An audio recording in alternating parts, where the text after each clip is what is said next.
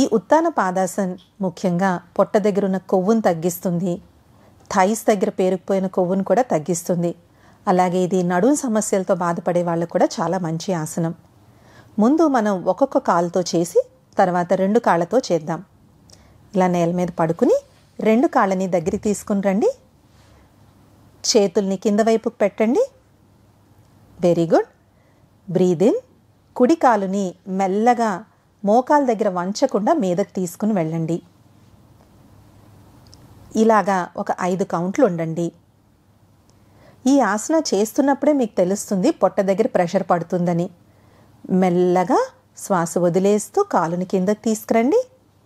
మోకాల దగ్గర బెండ్ చేయకుండా చేసినప్పుడే ఈ ఆసనం యొక్క మ్యాక్సిమం బెనిఫిట్.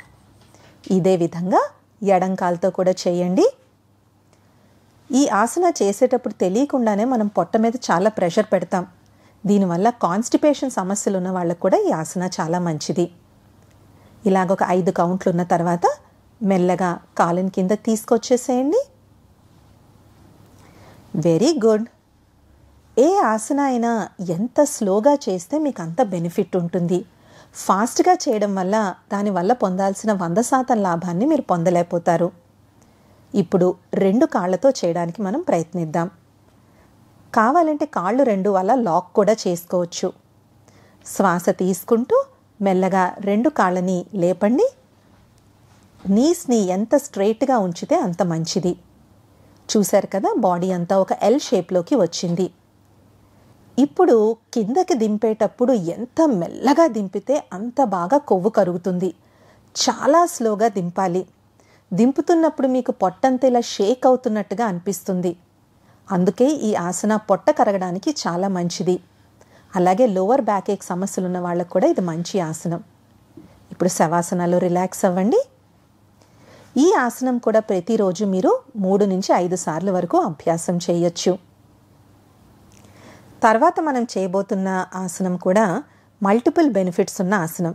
దీన్నే భుజంగాసనం అంటారు or cobra pose. Cobra pose భుజంగాసన చేయడానికి ఇలాగ పొట్ట మీద పడుకోండి.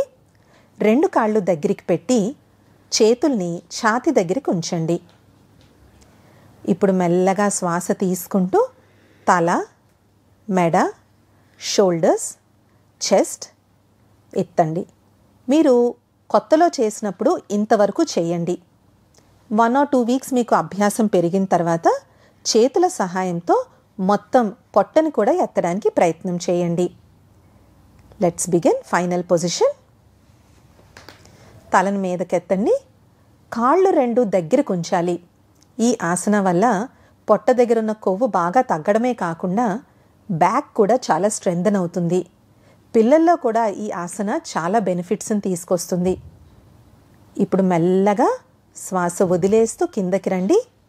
ఆసనాలోంచి బయటికి వచ్చేటప్పుడు కూడా చాలా మెల్లగా రావాలి. దడ్డని కానీ పడినట్లయితే ఛాతీకి కానీ గడ్డానికి కానీ దెబ్బ తగులుతుంది. ఇప్పుడు మకరాసనంలో రిలాక్స్ అవ్వండి. 2 కాళ్ళు చాపేసి చేతుల్ని క్రాస్ చేసి కుడి చెంప మీద కానీ ఎడం చెంప మీద కానీ రిలాక్స్ అవ్వండి.